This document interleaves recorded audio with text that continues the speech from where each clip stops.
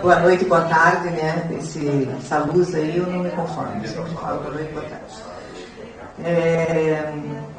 Iniciamos a última quarta-feira no CRP do ano 2013, considerando que as quartas são de março a novembro.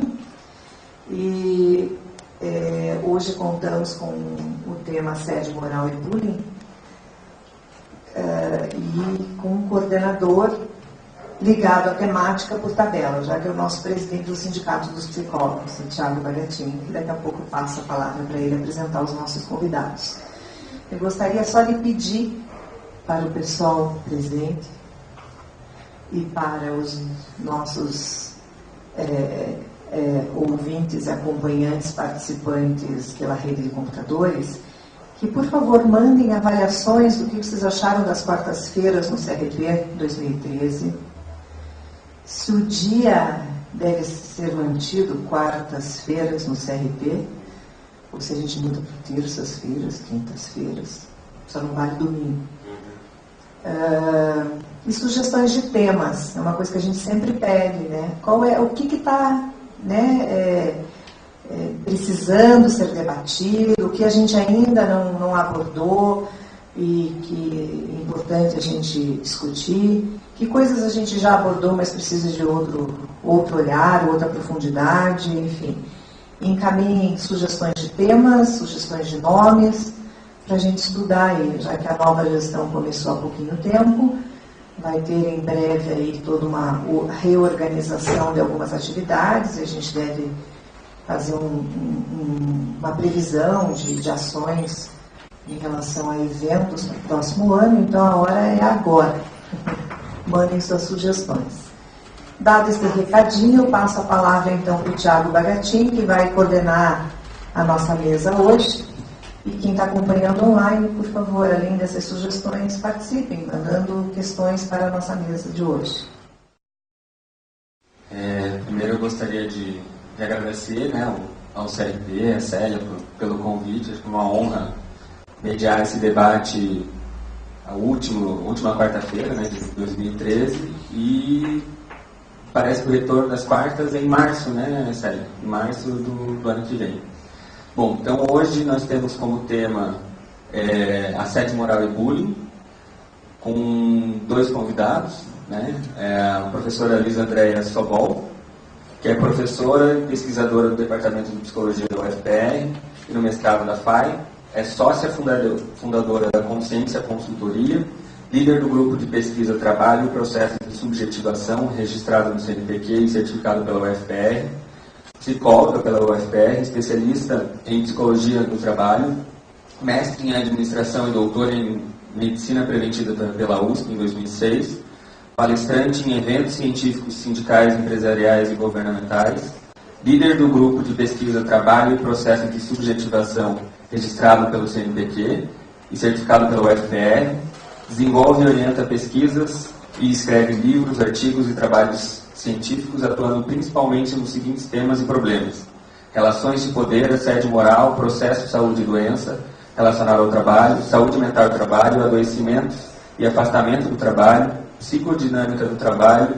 vínculo e trabalho, relação entre trabalho e família, teletrabalho, entre outros. Né? Um currículo bem extenso. Né?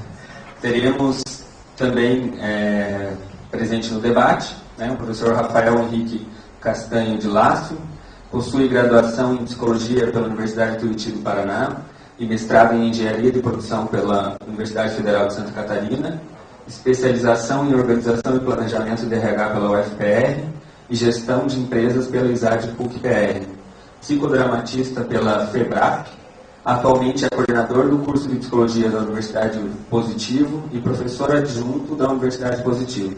Tem experiência de 31 anos na área da psicologia, com ênfase em tratamento e prevenção psicológica, atuando principalmente nos seguintes temas: estresse, qualidade de vida no trabalho, processo seletivo, treinamento e desenvolvimento, avaliação de desempenho, gestão de pessoas, recursos humanos, criatividade, psicologia organizacional do trabalho e psicologia clínica. Então, vamos dar início ao nosso debate. O professor Rafael inicia. Boa tarde a todos. Primeiramente, agradecer o convite do conselho para a gente falar um tema que a gente já estuda há algum tempo. Eu, diferente um pouquinho da professora Lisa, eu sou da área mais da qualidade de vida, né? Então eu pesquiso muito nessa área, faço parte do ISMA, ISMA-BR, já há muitos anos, faço parte da comissão científica, faço parte da comissão organizadora. Recentemente escrevi um livro, sou coautor dos livros da ISMA sobre qualidade de vida no trabalho. Então, exatamente buscando essa temática que é a minha área de estudo e pesquisa, né? Então, a gente buscando algumas coisas, já esse tema, a gente já começa a perceber, né, algumas incidências já em vários locais, não é só no Brasil, né? E tudo que vem lá de fora, né, que traz alguma conotação, é importante a gente registrar, porque o Brasil muitas vezes as pesquisas ainda estão acontecendo, então muitos relatos, né, que a gente ouve falar, muitas coisas que a gente vê acontecer, são baseados em pesquisadores como o professor Alice, que está fazendo uma pesquisa sobre o assunto, e traz aí informações mais pontuais, né? E tem muita coisa ainda que precisa ser batida. Então a gente coloca aí uma questão de associações de violência do trabalho que existem na Europa, que estimam que 10% da população já está apresentando distúrbio de saúde em razão do próprio assédio moral. Vem trazendo, né, essas situações, né? E uma coisa que a gente percebe no Brasil, a gente vem estudando esse assunto já desde 2002 aproximadamente. Então já fazem 11 anos que a gente está focando esse tema de assédio moral, mais especificamente. E a partir dessa data, a partir desse ano, é que a gente começou a se preocupar. Nessa época a gente fazia parte do conselho, nós tínhamos uma comissão de psicologia organizacional e começamos a pensar um pouquinho a respeito disso. E, baseado nisso, eu estou trazendo uma pequena pesquisa que nós fizemos aqui, que a gente fez uma pesquisa com 820 pessoas dentro de um shopping center. Fizemos aí um grupo de psicólogos, né, o Carlos Eduardo Batista, a Serena Cristina dos Santos, o Luciano Naldoni, e eu também participando desse grupo. A gente fez uma pesquisa com essas 800 pessoas, tentando entender um pouquinho o conceito de assédio moral.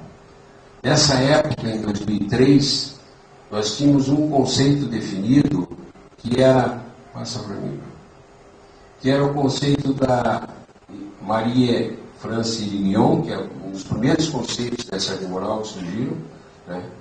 E ela, a partir disso aí, a gente começou a pensar seriamente o que era assédio moral. Se falava de dano moral, se falava de outras coisas, mas no mundo do trabalho ainda não existia configurada a questão do assédio moral. Então ela foi a primeira que configurou isso veja, em 2002, hein? Então fazem 12 anos aproximadamente, 11 anos, né? 11 anos, que esse conceito de assédio moral existe, né? Então é uma coisa recente, uma coisa um pouco mais nova, o procedimento. Não que não existisse assédio moral, mas quando se começou a se pensar mais seriamente, definir realmente essa questão. Tá? Então ela veio com um conceito que é toda e qualquer conduta abusiva manifestada, sobretudo por comportamentos, palavras, atos, gestos, escritos que possam trazer dano à personalidade, à dignidade ou à integridade física ou psíquica de uma pessoa, pondo em perigo o seu emprego ou degradando o seu ambiente de trabalho.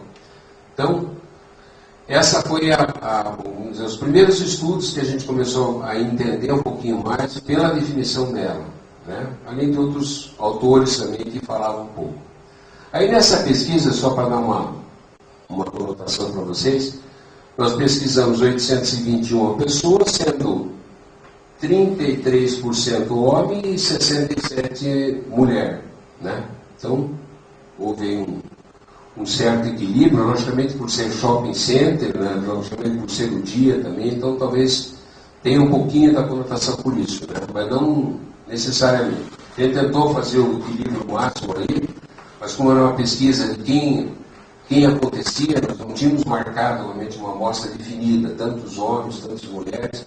A gente foi pesquisando de acordo com que a gente tinha condição de pesquisa, né? Abordava as pessoas e fazia a pergunta. E essa pesquisa ficou interessante porque nós fizemos ela sobre dois aspectos. Um, perguntando para as pessoas o que era assédio moral e entrevistando elas sobre assédio moral. Houve uma resposta, que depois eu vou mostrar para vocês. E o segundo aspecto, dando o conceito e a definição de assédio moral pela Iribion. Então a gente mostrou esse conceito de assédio moral. O que você acha disso? Aí fizemos a pesquisa de novo. Então ficou interessante porque o comparativo dessas duas situações demonstram um dado que ficou claro para nós na pesquisa, o desconhecimento que as pessoas tinham em relação ao assédio moral. E que eu acho que ainda deve ter. Eu acho. Né? Não tem uma pesquisa aí para confirmar, mas eu acredito que ainda deva ser a mesma coisa. Quer dizer, não um número expressivo que nós tivemos, mas talvez um grande volume ainda de pessoas que eu conheço efetivamente. Né? Então, veja, ainda buscando a distribuição, só para se entender, nós tivemos uma faixa de pesquisa de distribuição de idade, mais ou menos ali 26, 90 em 31 e 40, né? E 21 e 30 a 39. Então, 50, 60% dos nossos pesquisados ficaram na faixa de 21 a 40 anos. Então, uma faixa de adolescente até o adulto produtivo. Né? Então, mais ou menos dentro dessa linha. A escolaridade também desse grupo ficou uma distribuição também interessante.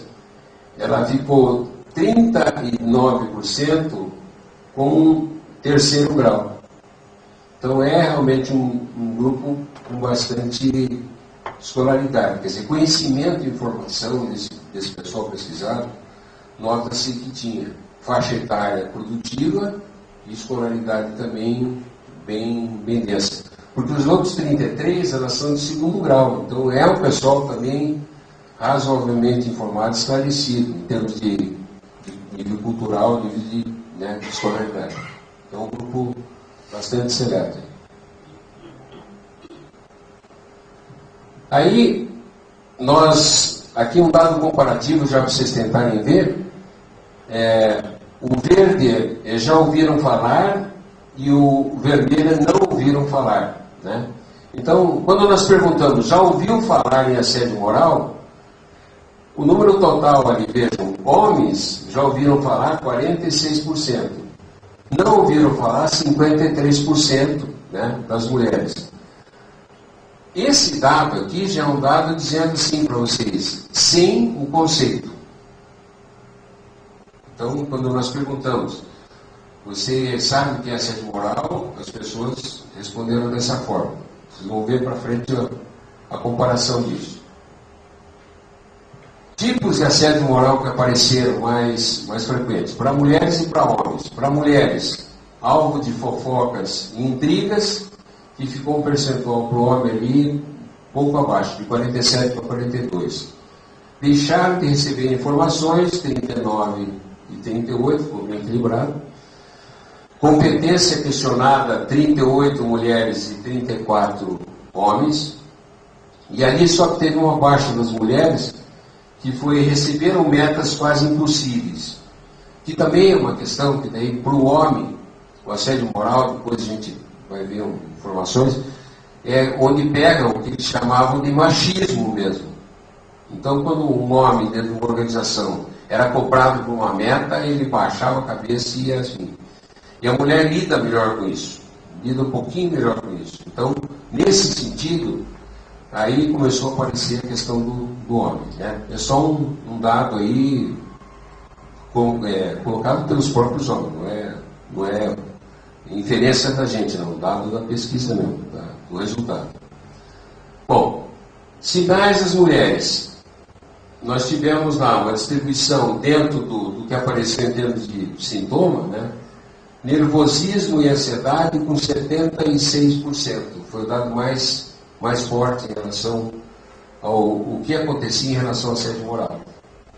E para os homens aqui ficou nervosismo e ansiedade também, 69%. Então equilibra muito em termos de resultado.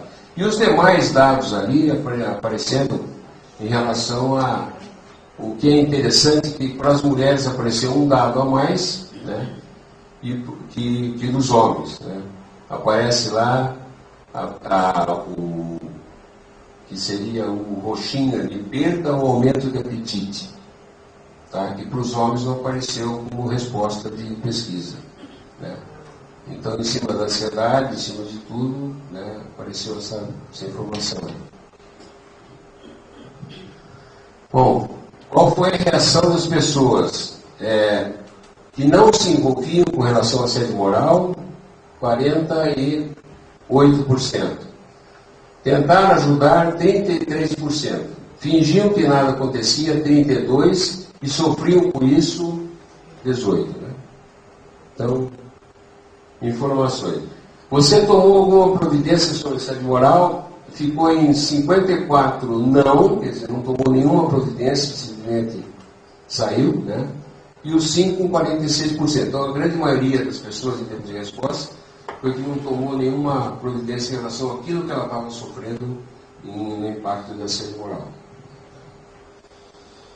Bom, ouviram falar e já sofreram assédio moral, né, que vem exatamente a comparação. Como eu falei para vocês, o dado estatístico antes e depois. Antes, aparece ali, ó, 6%, desculpe, ouviram falar, e 31% já sofreram. Quando apresentou o conceito, veja o dado diferenciado ali. 46% que já ouviram falar para 50 e pouquinho ali, que já sofreram assédio moral. Quer dizer, a consequência, exatamente, foi inverso. Né? Então, aí o desconhecimento é outra coisa também que pega muito forte na questão do assédio moral. A mesma coisa, né, do sofreu assédio antes e depois, mulheres e homens, também o dado comparativo, antes estavam em 74% para as mulheres e 25% para os homens. A diferença depois, quando se apresenta o conceito, ficou em 46% para as mulheres e 53% para os homens. Equilibrou um pouquinho mais, em razão de que realmente eles passaram a entender mais fortemente a questão do que é assédio moral, né, pelo conceito apresentado. Aqui também falando de outra pesquisa também que a gente realizou, em termos de hospital, né, que não é só questão de tipos de ambientes de trabalho, mas que tipo, né, por uma análise de qualidade de vida que a gente fez, o que o assédio moral ainda vai fazendo com isso aqui, um conjunto de serviços de enfermagem, onde daí a aplicação da pergunta exatamente do que é processos de humilhação dentro do serviço de enfermagem, surgiu daí o hospital, por exemplo, para serviço de enfermagem, não dispõe de serviços adequados, considerando uma amostra de 350 enfermeiras, 52% respondendo aquilo. Não existe local adequado para descanso, 55%. Tem medo de perder o emprego, 45%. Então, só demonstrando aí que o assédio moral, ele também se constitui não só pela possibilidade das pessoas estarem fazendo. O ambiente também serve como assédio moral, né? Ele vai criando uma desestabilização constante.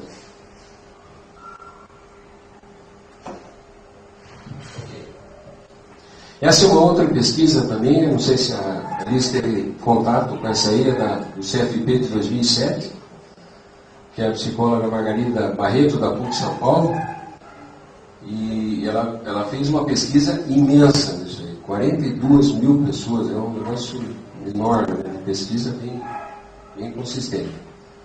E onde aparecem, né, resultados, 42% dos trabalhadores sofreram ou sofrem violência no trabalho, quer dizer, de 42 mil pessoas, 42% disso. Né?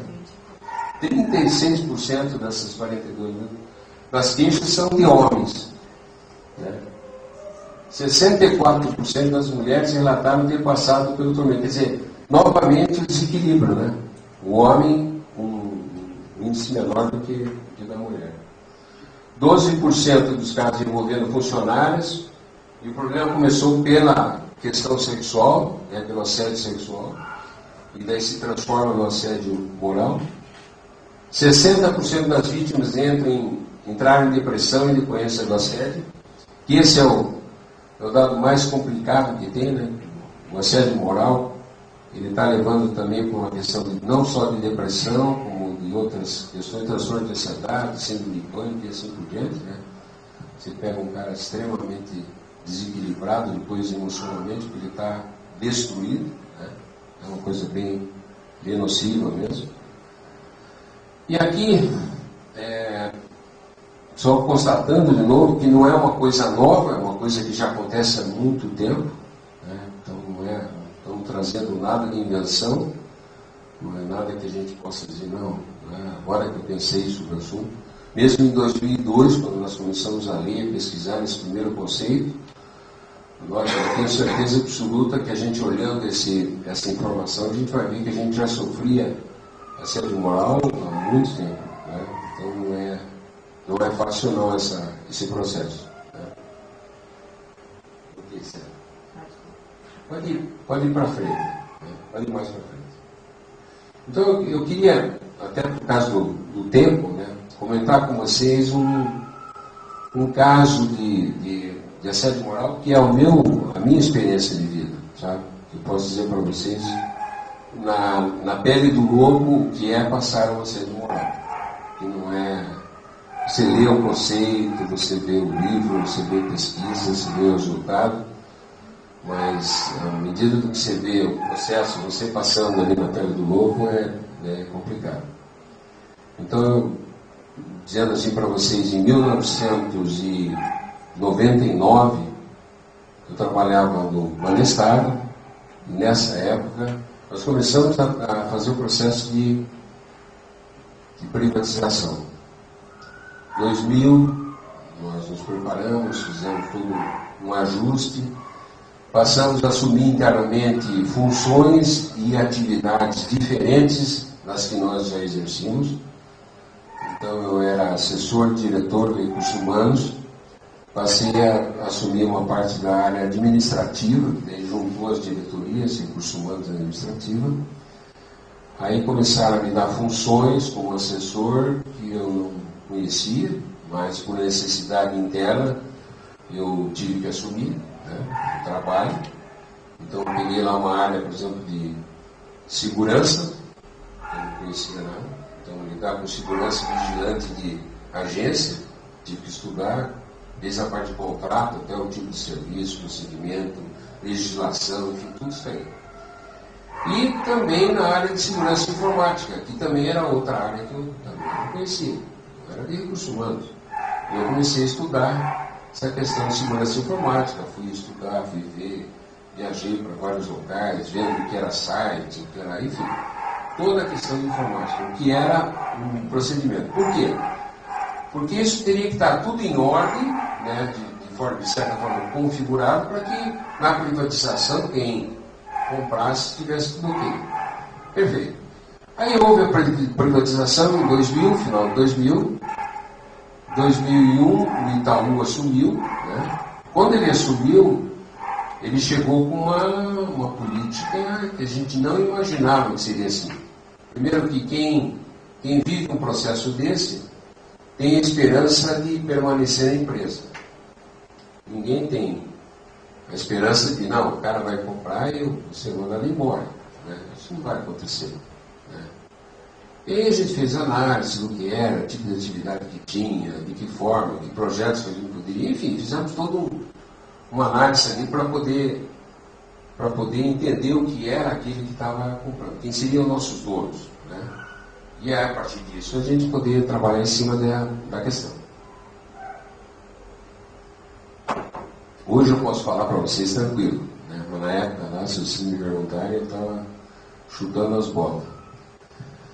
Mas enfim, chegou nessa época, entraram o pessoal, eu tive contato com um dos coordenadores lá da área, ele me chamou, me perguntou o que você faz, eu dei meu currículo, ele já tinha, né? Não tinha nem por que estar perguntando. Daí eu disse para ele assim, ele me perguntou, você é de que área? Eu falei, sou da área de recursos humanos, sou psicólogo, tenho especialização, tenho, enfim, mestrado, tenho isso, tenho aquilo, tenho... tudo voltado à área de recursos humanos.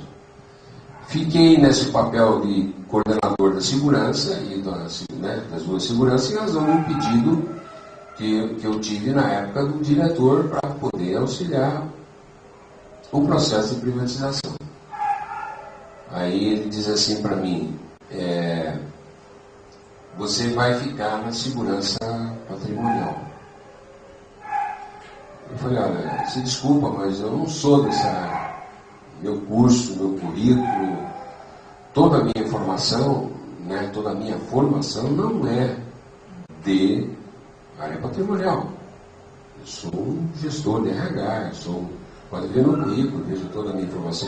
Eu passei por todos os setores da área de recrutamento, seleção, treinamento, quer dizer, eu tenho atividade não só teórica, como prática.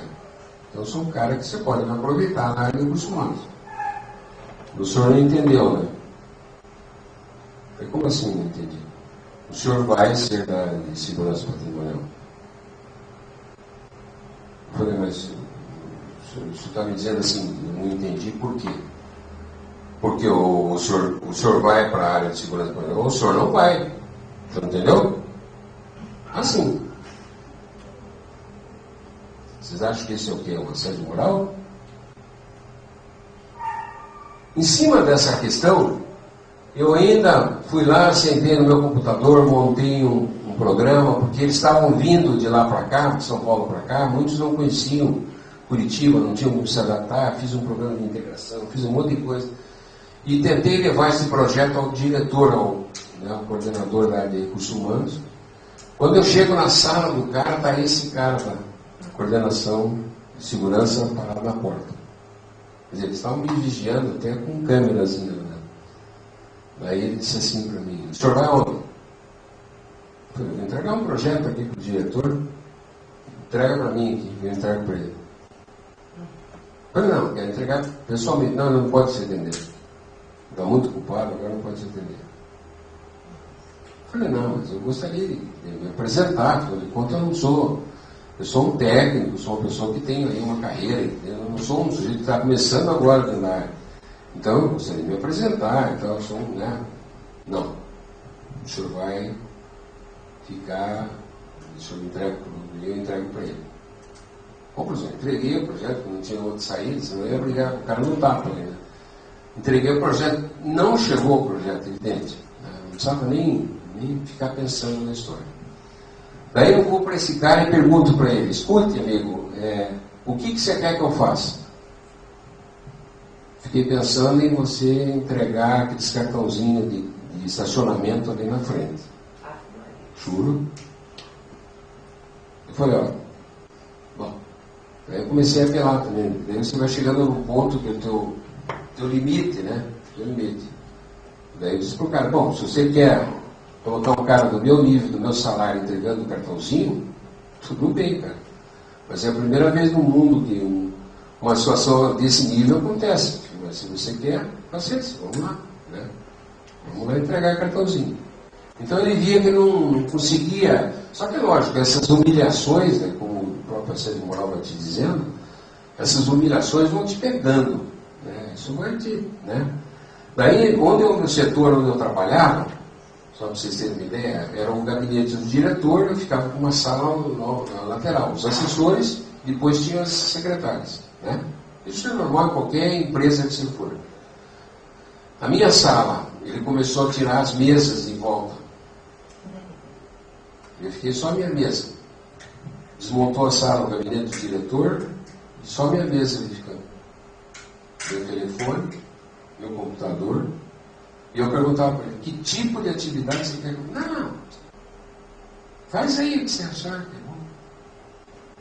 Daí eu fazia, levava para ele e disse, agora não posso te falar contigo, estou muito ocupado, entendeu? Então, passe um pouquinho adiante, sério. Eu só queria mostrar para vocês que quando a gente olha essa questão aqui, e aí você vê as estratégias do assediador, isso aqui é literatura, isso aqui são situações de livros que são colocados dessa forma. Escolhe a vítima e isola do grupo. Foi o que me aconteceu. Impede ela de se expressar e não explica o porquê. Foi exatamente o que aconteceu comigo. fragiliza, ridiculariza, inferioriza e menospreza em frente a colegas de trabalho. Eu não tinha mais voz ativa de nada, eu era um cara de decisão ali dentro da empresa. Né? Como eu disse para vocês, eu estou falando de um cara de carreira, né? Um cara que levou vários anos para chegar num determinado assunto. E trabalhando em cima daquilo. Quer dizer, não é só a questão de ser indicado para. Eu fiz concurso, eu trabalhei, eu estudei, né? Basta ver meu currículo, várias informações que eu tenho ali de estudo, né? Fora outros que existem em cursos menores, né? Mas que eu fiz formação por um monte de coisa. E aí? Né? Culpabilize e responsabilize publicamente, podendo nos comentários de sua incapacidade invadir, inclusive, espaço familiar. Eu estava arrasado na minha casa, me sentindo o último dos moicanos, né? Porque você chegar dentro de um processo onde você imagina o seguinte: você está com filhos na escola, você está construindo uma casa, você tem todo um... Né? E depois você tem que parar a construção da tua casa, tem que tirar seus filhos da escola, tem que mudar todo o processo da sua vida em razão de uma questão como essa. Desestabiliza emocional e profissionalmente, onde a vítima gradativamente vai perdendo simultaneamente sua autoconfiança e o interesse pelo trabalho. Eu estava me sentindo um derrotado, né? Porque eu ficava pensando, mas por que o cara não me dá uma chance? Por que o cara não me abre um espaço para poder falar? Eu nunca tinha vivido uma situação dessa. O cara realmente me destratou, me humilhou, me colocou numa posição totalmente fora daquilo que eu estou acostumado a viver. Né? Então, alguns anos dessa história, eu estou falando isso, aconteceu no início de 2000, né? 2001. Eu saí de férias, quando eu voltei em 2001, ele já estava praticamente com tudo pronto para que eu pedisse a demissão. Então foi um dado assim, extremamente complicado, né? Muito complicado. Né? Aí me ofereceram uma chance de transferência para São Paulo, sendo que minhas filhas estudando aqui, minha esposa trabalhando aqui. E eu perguntei, e meu salário então em São Paulo? Não, lógico que vai ser reduzido, né? Entendeu? Quer dizer, o que você puder imaginar de situação negativa era o que o cara me punha. Mas se você quiser ir para São Paulo, é uma chance, né? Entendeu? Quer dizer, e aí? Então, situações assim, né, que você viu, né, falando para vocês. De tudo que eu pesquisei, de tudo que eu li até hoje, eu posso dizer, é verdadeiro, gente. É verdadeiro. Né? Quem passe, quem sabe, quem já entrevistou pessoas assim, ou já viu pessoas assim, conhece colegas e amigos que têm vivido isso, pode dizer realmente que é verdade, não tem nada de invenção nesse esquema. Ó, ele destrói a vítima, né? Dando doenças pré-existentes. Eu tive problema de hipertensão, eu tive problema de, enfim, descambou na minha saúde psicológica e física, foi pro vinagre. Né? Destruição da vítima acontece também pela vigilância e controle. E outra, você imagina o seguinte, eu estou falando de uma carreira, eu estou falando de 23 anos dentro de uma empresa, onde o teu sobrenome é a empresa. Aí você tendo todo o risco, e que aconteceu comigo, sair da empresa, onde você passa a ser nada. Nada. Porque é bastante, você pode ser um grande profissional, competente, tudo certinho. Mas a hora que você sair para pedir emprego, estaca zero. Estaca zero. Ninguém te conhece, ninguém sabe quem é você, ninguém sabe a tua competência, ninguém sabe nada. E aí você vai ter que navegar em cima disso. Então, a construção da minha carreira, de 23 anos, eu comecei em 2001 novamente. Né? Hoje estou com 13 anos e posso dizer, graças a Deus, que eu estou bem sucedido de novo, mas não foi fácil. Não foi fácil. Impor à vítima autoridade para que aumente a sua produtividade, né? No meu caso não chegou a ser produtividade, chegou a ser impor autoridade para eu ficar quieto. Né? E livrar-se da vítima forçando o pedido, foi o que ele foi forçando a fazer, bem uma figurinha. Na época, gente, eu estou falando de 2000, eu não tinha o conceito de assédio moral nessa época. Eu fui conhecer a Sede Moral em 2002, 2003. Então, nessa época, foi bem exatamente o processo. O cara fazendo uma coisa que, até para as empresas era natural, quando se dizia assim, precisa reduzir despesa. Como é que reduz despesa? Manda a gente embora. Como é que manda a gente embora? Se vire, digamos. Manda os caras embora. Então tinha gerente de frango e tal que dizia, não quero mais você e tal, vai embora. Mas tinha uns que ficavam cozinhando o galo assim como aconteceu comigo, né? Até que você chegasse ao ponto de fazer um acordo e tal, isso aí.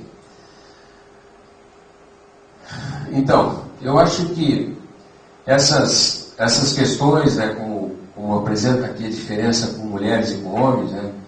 Os controles são diversificados com mulheres, né? Visam intimidar, submeter, proíbe de fala, interdita, porque são questões de... Esse interditar a fisiologia da mulher é muito complicado, porque as mulheres com certeza vão mais tempo ao banheiro, né? Vão mais vezes. E o que acontece? O cara proíbe ela de ir ao banheiro por várias horas. Você não sai daqui, sei lá, por tanto tempo. E pode parecer, não, isso aí nós estamos no século, né, 21, será que acontece isso?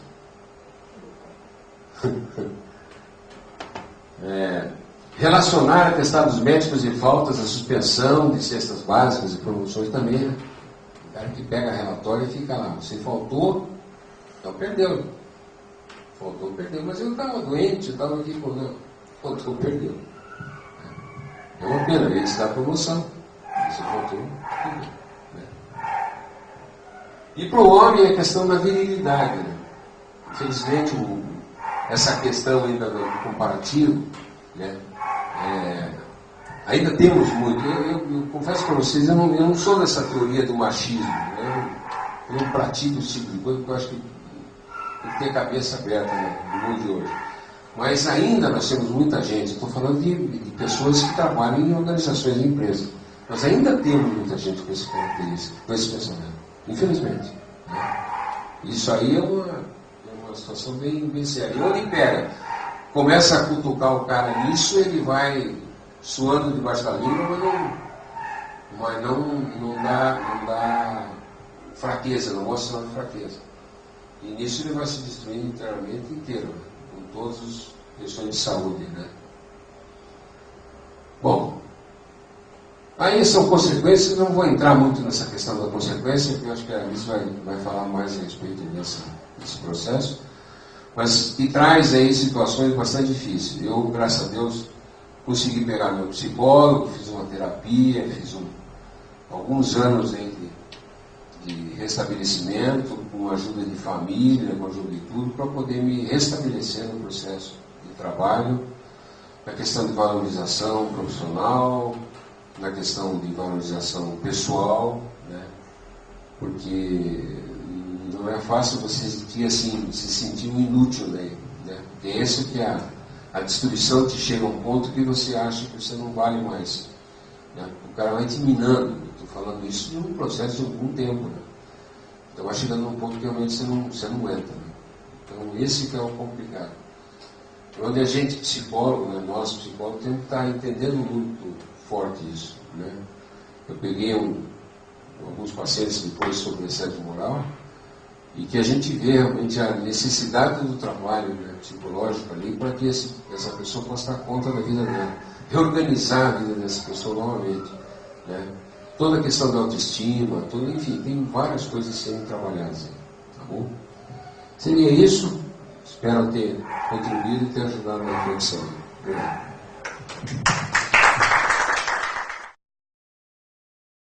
Boa noite a todos. Eu agradeço o convite do CRP, pela oportunidade de estar aqui, de compartilhar com vocês algumas experiências, reflexões que a gente já tem feito aí desde o doutorado, que foi concluído em 2006. Agradecer ao professor Rafael por compartilhar a sua experiência, pela ousadia, né, em trazer um relato pessoal. e também pela participação do Sindicato dos Psicólogos, que eu acho que é muito importante. Desculpa, o Thiago, do Sindicato dos Psicólogos, que eu acho que é muito importante essa reflexão também pelo sindicato, que tem um papel muito importante, não só do psicólogo, né, mas muito importante na intervenção em relação a essa problemática na sociedade. E eu tenho feito estudos e intervenções dentro dessa problemática do assédio desde de 2003, né, quando eu comecei o doutorado. E nessa época eu me dediquei, a primeira fase do doutorado foi fazer um levantamento bibliográfico, teórico, sobre o que estava acontecendo. E em 2003, de fato, a gente tinha apenas poucas publicações, o material da doutora Margarida Barreto, que é médica e fez doutorado em psicologia na PUC São Paulo. Ela é uma autora de referência no Brasil e por todo o trabalho dela, não só de pesquisa, mas principalmente em militância junto a sindicatos no Brasil todo, especialmente em São Paulo, ela ajudou a divulgar esse tema, esse problema hoje. E hoje a gente vê que é um problema que está na grande mídia, que está na internet muito trabalhado, e que está na boca das pessoas, né? Tipo, é muito comum que, quando eu faço intervenções em empresas, os gerentes ou trabalhadores se refiram ao assédio como qualquer insatisfação em relação ao trabalho. Né? De uma banalização, de uma generalização que aconteceu no tempo. Então, hoje a gente tem, eu acho que a gente está num outro momento que não é só de uma discussão conceitual, mas de um esclarecimento do que efetivamente é o assédio e, mais do que isso, de o que fazer com ele, né? Como tratar. E nesse sentido, falando, né, imagino que a maioria que esteja ouvindo essa discussão seja psicólogo de formação ou esteja atuando em áreas correlatas, há algo muito importante ao psicólogo para fazer em relação a esse problema, porque o assédio moral é, na verdade, um padrão relacional. Nós estamos falando de relações humanas. A problemática do assédio moral nos dá a oportunidade de revermos as nossas relações. É essa a grande questão que se coloca hoje. Como estão as relações da nossa sociedade hoje? E aí, partindo de pressupostos, conceitos, reflexões que a psicodinâmica do trabalho tem levantado, a psicossociologia do trabalho tem levantado, e algumas análises da própria sociologia do trabalho, nós podemos entender que hoje a nossa sociedade está dominada pelo reino do dinheiro. O Henrique trata nesses termos, num texto belíssimo, que fala do sujeito do século XXI, sujeito autônomo ou indivíduo descartável. E que ele mostra como esse reino do dinheiro que domina a nossa sociedade hoje faz uma inversão de valores humanos e sociais, uma inversão de valores, submetendo valores humanos e sociais a uma lógica econômica e financeira, a uma lógica de gestão da própria vida, né? De um gerenciamento da vida dentro desses mesmos critérios que dominam o mercado. E aí tem um outro material lindo também da psicossociologia do Vincent de Boulejard. O Vincent de Boulejard, que são autores contemporâneos, ele tem um livro que se chama Gestão como Doença Social. E nesse livro, um capítulo em particular chama muita atenção. Ele fala da gestão de si mesmo, de como que, inclusive nas relações afetivas familiares com os filhos, essa lógica do financeiro econômico também domina. Né? Que é uma lógica, e isso evidencia onde?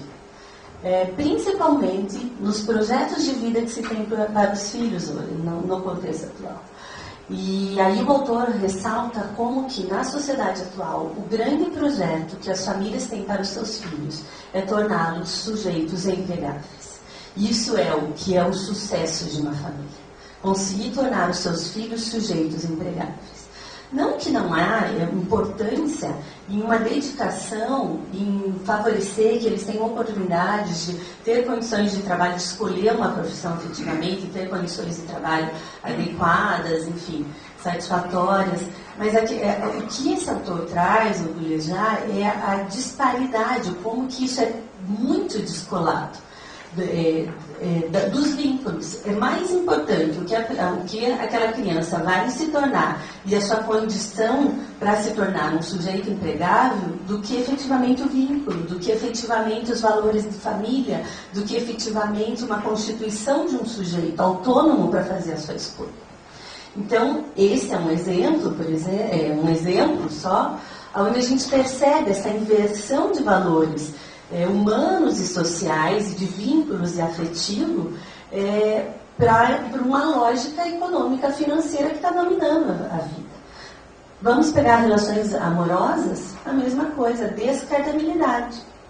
É o mesmo que a gente vê no mundo do trabalho, né? Que o professor Rafael, gentilmente, generosamente compartilhou a experiência dele, que mostra, infelizmente, né, professor Rafael, o assédio está mais perto da gente do que a gente possa imaginar, que mostra a descartabilidade, a incoerência entre a tua dedicação e o tratamento que você recebe.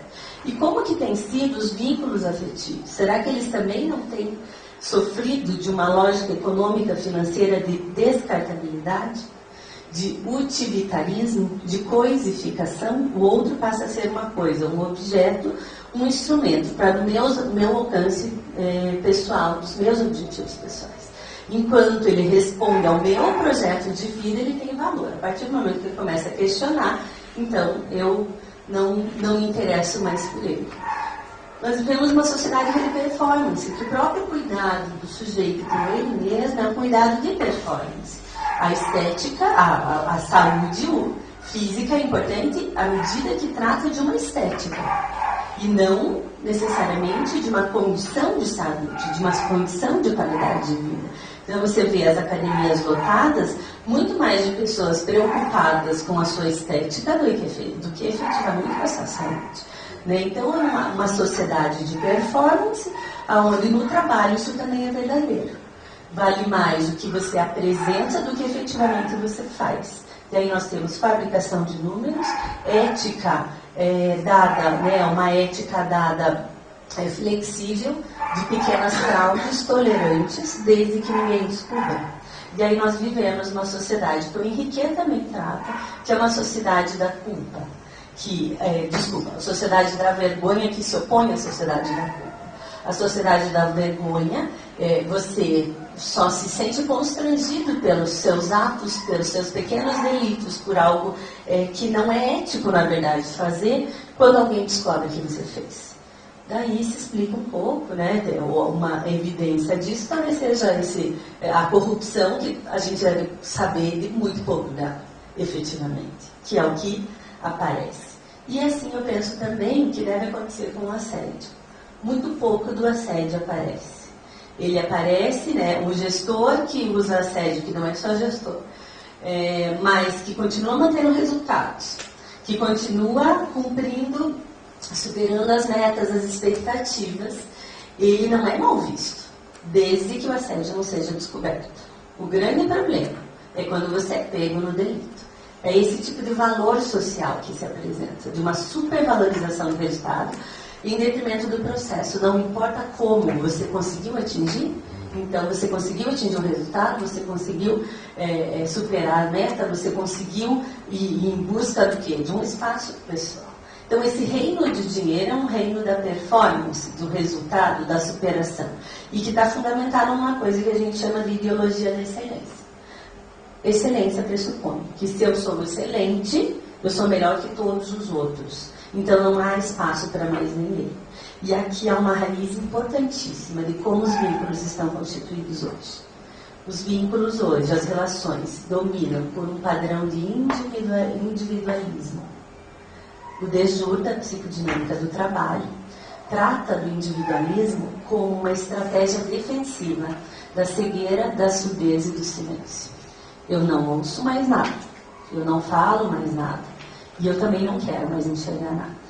E isso ele fala que é uma estratégia que se mobiliza diante do sofrimento que eu mesmo vivo. Então, diante desse sofrimento, ao negar o meu sofrimento, eu também nego o sofrimento do outro. E eu passo a ter um raciocínio exatamente coerente com esse reino do dinheiro, utilitário, de curto prazo, flexível, de valores, né? De valores flexíveis, e que o outro é só objeto, né? E que estamos, na verdade, numa sociedade de sujeitos solitários, um coletivo de sujeitos solitários, não bem um coletivo, né? Sujeitos solitários acompanhados, porque somos vários sujeitos solitários vivendo isso tudo junto. E é curioso, porque para o reino do dinheiro é muito importante que as coisas se mantenham assim, que o individualismo permaneça. Por quê? Qual o que se exige para a manutenção disso? O que vamos pensar no mundo do trabalho? O que se exige para a manutenção hoje de um emprego, para você ser considerado um profissional de sucesso, competente e tal? Simplesmente dedicação total. Tudo. Se exige tudo. Esse é um bom profissional. É aquele que abre mão de vínculos, que abre mão de saúde, que abre mão de sentidos de vida em prol daquele projeto, daquela organização, daquela carreira. Às vezes não é nem uma empresa em específico, mas uma carreira, né? Que são as carreiras em trilhas que você vai, que não depende de uma empresa em especial. Você vai traçando ela dentro dessa lógica da superação, da excelência, de ser o melhor. E esse ser o melhor nos coloca em competição com o outro e traz essa raiz da individualização. Mas isso nos custa saúde, porque você não pode, os limites humanos não são respeitados. Então, hora de... Né, o professor Rafael falou limites de idas ao banheiro, de tempo de uso do banheiro e tal. Isso é uma evidência apenas, mas a prolongação, o prolongamento da jornada de trabalho, no local de trabalho, fora do local de trabalho, essa ilusão de que não, eu trabalho por resultado, então eu é que não sou competente o suficiente para cumprir o meu trabalho no horário da jornada. O que é um equívoco, é uma simulação discursiva, como fala o professor Faria aqui da UFPR, que foi meu professor e orientador, e ele fala da dissimulação discursiva, como isso, na verdade, é uma maneira de deslocar um problema que é da organização e jogar como se fosse um problema do sujeito. E as pessoas vão se envolvendo nisso e acabam se dedicando muito, inclusive, principalmente, por essas novas práticas de controle que existem no trabalho, que é um controle de subjetividade. Não basta mais que você esteja lá para trabalhar porque um chefe está vendo ou que você cumpre uma tarefa, mas você tem que estar lá envolvido por um projeto, né? E se dedicar por esse projeto. E aí o que acontece é uma coisa que a gente tem chamado, e que alguns sociólogos também, o Giovanni Alves da Sociologia, o professor José Henrique aqui, dos estudos organizacionais críticos e outros autores têm chamado de sequestro da subjetividade ou captura da subjetividade, que é o processo de manipulação e de mobilização da subjetividade totalmente centrada no trabalho. Então esse indivíduo, né, passa a depender da construção da sua identidade muito, muito, muito centrada no trabalho. E o que a gente percebe é que não é que o trabalho não seja importante, mas ele está num lugar hoje social que não é dele. Ele domina toda a referência do sujeito, né? E esse domínio da referência do sujeito o coloca numa vulnerabilidade emocional e psíquica que antes a gente não via. Porque se tudo está no trabalho, se eu sou questionado nesse trabalho, se nesse trabalho eu não sou competente, então eu não sou competente na vida, né? E aí a gente pega alguns autores da psicologia, da psicossociologia, o Henrique fala isso, o próprio Dejou, tem uma raiz lá no Freud, no Reich, dizendo que amor e trabalho são fontes da vida, que amor e trabalho são dimensões de constituição da subjetividade. E o Dejou, o Henrique vão recuperar essas questões e mostrar como que o trabalho, como está deslocado hoje. E que essa dimensão do amor, ela está muito fragilizada. Né? E vamos colocar aqui a dimensão do amor, tudo que não é a dimensão do trabalho, não só as relações familiares, mas do vínculo social, efetivamente, que transcende o vínculo do trabalho. né? Não só o vínculo formal, mas um sujeito que participa de uma sociedade, de grupos da sociedade, que não só o grupo do trabalho. E de vida de religiosidade, de vida social, núcleos familiares, né, mais amplos. E o que acontece é que esse sujeito não sabe a que se consagrar. Ele não tem as suas referências, não está na sua história, não está nos seus valores, não está na sua família, não está em valores religiosos. Ele está, como o Sennett trata, ele está à deriva. Ele não sabe a que se consagrar. Só que vem o trabalho, desde muito cedo, permeando esses vínculos, dizendo: se consagre ao trabalho. Porque o trabalho vai ser fonte de felicidade, de realização, de vínculos, de reconhecimento e de liberdade. Porque é no trabalho que você vai ter uma carreira, é no trabalho que você vai ter um sucesso, que aí você vai ter reconhecimento social, aí você vai ter dinheiro, aí você vai ter liberdade de consumo.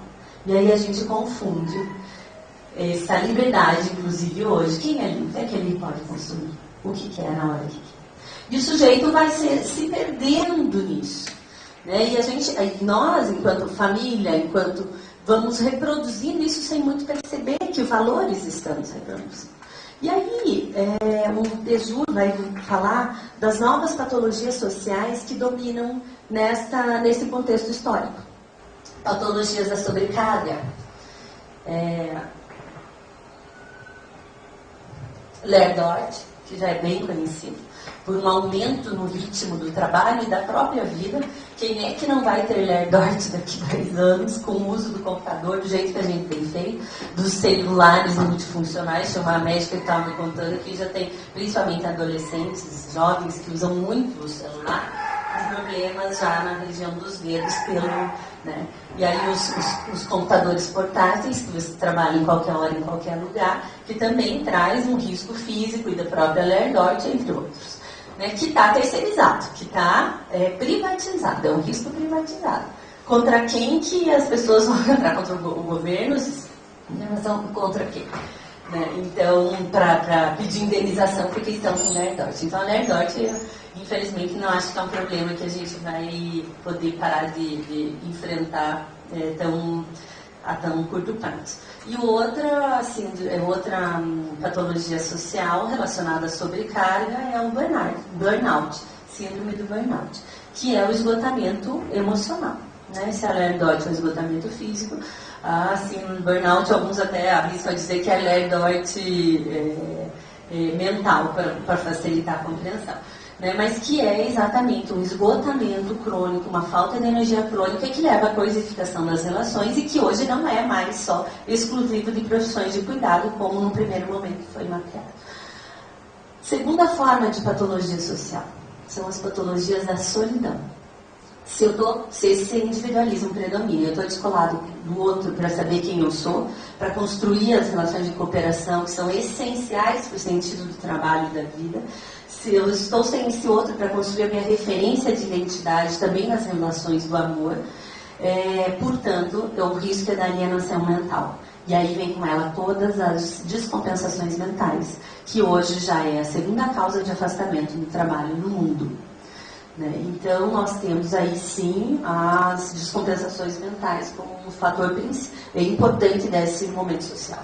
E a terceira patologia, da sobrecarga, patologias da solidão e as patologias da violência, assédio moral e suicídio. O assédio moral, igualmente, tem dominado, né, vários espaços de trabalho, é um termo guardado para as questões de trabalho, né, e para as relações hostis no trabalho, continuadas, crônicas, é uma situação grave, não é qualquer coisa, e ela também está fundamentada nessa quebra do vínculo social, nessa hostilização na relação com o outro. Então nós temos, e o suicídio, já que a minha vida é o trabalho, eu sou questionado no trabalho, então minha vida não tem mais sentido. E aí aparecem suicídios no trabalho, que antes não. Com esse mapeamento, nós começamos a entender que o assédio moral é só a ponta do iceberg. É só nesse problema social todo que a gente está vendo, de uma quebra de vínculo, e uma fragilização, uma descartabilidade do outro, a coisificação do ser humano, ele só evidencia isso. Por isso que eu comecei dizendo, o assédio moral é a grande oportunidade de a gente olhar para as nossas relações. porque elas que estão doentes, né? E nós com elas. É isso que está adoecido. Né? O que é que nos identifica? Não é que a única possibilidade de identidade a se construir nessa sociedade é a do trabalho. Mas nós somos empurrados a isso. Isso é o fluxo do rio natural. Se nada for feito e se tiver uma consciência que isso que está acontecendo, é esse o sentido que nós vamos ter de vida, no trabalho. E nós vamos empurrar os nossos filhos a isso. Eu tenho um filho de 2 anos e meio, Davi, e a Gabriela de 4 anos. E a escolinha que eles vão tem inglês. E tem uma escola especial de inglês lá dentro, 2 vezes por semana, 2 horas por dia, inclusive para pequeno. E aí eu pergunto para a diretora, mas por que isso? Para uma criança de 2 anos, de 4 anos, eu estou mais preocupada em saber como é que ela está lidando com o amigo, com a socialização, com dividir o brinquedo, é isso que eu quero saber. E ela fala, se eu tiro o inglês, eu perco a metade dos clientes, a metade dos alunos, porque os pais querem que os seus filhos saibam falar inglês. E aí você vê desde muito cedo essa lógica, né? E uma supervalorização. E aí você vê crianças que chegam 7 da manhã e vão sair 7 da noite da escola, com 2 anos, com 1 ano. Né? Então, e tem pessoas que não têm opção. Ou eles fazem isso ou eles não sobrevivem. Mas aí nós temos toda a carga do consumo e de produzirem necessidades que na verdade a gente não tem pelo marketing. E de entrar nessa ilusão de que a vida é isso. Que a vida é trabalhar, consumir e reproduzir sujeitos que vão continuar trabalhando e consumindo para a manutenção do sistema. E aí está a inversão. Enquanto esse sistema produtivo deveria servir aos seres humanos, favorecer o vínculo social, ele traz exatamente a quebra desse vínculo, a individualização, a desmobilização dos coletivos, por isso o enfraquecimento dos sindicatos, claro. Porque não interessa o grupo, não interessa a força do grupo e da coletividade. Interessa que esses indivíduos estejam cada vez mais à deriva para não saber a que se consagrar e se joguem mesmo nos projetos organizacionais, nos projetos de trabalho, né, e sejam seduzidos por isso. E aí nós temos o assédio como um probleminha importante, mas pequeno perto dessa lógica. Né? E aí pensar o seguinte, o assédio tem sido discutido fora do Brasil, na Europa, desde a década de 80. Lá nós temos o Lehmann, depois vem o Einarsen. O Einarsen é um pesquisador da Noruega, hoje bem importante, que continua fazendo pesquisas. E o que a gente percebeu? Como é que o assédio tem sido tratado aqui? Pela mesma lógica da individualização. A culpa é de uma vítima e de um agressor, e nunca de um sistema que rompe essas relações. E nós, psicólogos, ajudamos a reproduzir isso. Então, eu acho esse tema muito importante, porque isso está chegando no consultório do psicólogo, isso está chegando no perito, está chegando no perito judicial, no assistente técnico, está chegando na área de RH, né, para os profissionais resolverem, em ouvidoria, área de saúde da empresa, em sindicatos, para psicólogos resolverem, em políticas públicas de saúde. E continua a ser uma leitura entre vítima e agressor. Essa leitura vítima e agressor do assédio, ela entrou no Brasil por esses estudos da psiquiatra francesa Marie-France Rigoyen, que o professor Rafael trouxe o conceito dela aqui, e que ela é uma psiquiatra que trabalhava violência familiar e que começou a encontrar no seu consultório, na sua clínica, relatos de violência no trabalho. E aí ela começa a tratar disso. Mas ela é uma vitimóloga dentro da psiquiatria de uma área chamada vitimologia, que estuda perfil de vítima e agressor. Ela fez uma grande contribuição dentro do que ela poderia fazer a partir da formação que ela tinha. Psiquiatra da vitimologia. E ela traça perfil mais frequente de vítima, perfil mais frequente de agressor. E o que acontece com isso? Esse é o modelo que entra no Brasil em 2000 pelo trabalho da Margarida Barreto, que fez um trabalho belíssimo de divulgação da problemática. É por isso que hoje ela tem a visibilidade que tem. É muito mérito dela. Mas vem por essa via. E aí, o que acontece? Muitas teses de doutorado, de mestrado, publicações que orientam a atuação profissional vão encaminhar para a vítima e agressor. O que é um desfavor é um favor ao próprio sistema, porque enquanto você colocar a culpa no gestor, enquanto você falar que é um problema de perfil do sujeito, você, Rafael, que não se adaptou, né? Você estava no perfil preferencial, e não, é um problema estrutural, que eu tenho certeza que você não foi o único a passar por isso naquele momento, de fusões, aquisição, de reestruturação produtiva, de novas formas de gestão, e a gente começa, principalmente como psicólogo, a tendência a olhar como vítima e agressor. Né? Mas nós temos que entender, como psicólogos, que o sujeito que a gente trabalha, por mais que se trabalhe com os processos intrapsíquicos, ele é um sujeito real, que vive nessa sociedade produtiva. E que todo esse processo ideológico passa pela constituição da subjetividade dele. E que a gente não pode desconectar ele desse contexto que ele vive. Então, o que a pergunta, qual a sua responsabilidade nesse processo, que é muito clássica de ser feita numa clínica psicológica, precisa aparecer. Mas cuidado com isso, porque pode ser a última pergunta que falta para o cara decidir, bom, eu vou me suicidar mesmo. Porque até o meu psicólogo, que deveria ter uma insensibilidade comigo, pergunta como é que eu tenho responsabilidade nisso. Tudo que eu precisava ouvir é, olha, existe uma coisa que é além de você e que faz com que outras pessoas passem por isso mas vamos seguir com a vida a partir daqui. Não. Você, né, como é que você é responsável por isso? É tudo que o sistema, na verdade, agradece que a gente faça. Porque enquanto a gente coloca a responsabilidade na vítima e no agressor, nós escondemos a participação da organização do trabalho. Dos processos de avaliação, que segmentam, que individualizam, que constrangem, que estimulam a competição, que estimulam as relações sem éticas, que estimulam os pequenos delitos. A gente esconde os processos de carreira que estão completamente descolados com o trabalho real. Um vendedor, o que é o trabalho dele? Não é vender, é oferecer produto.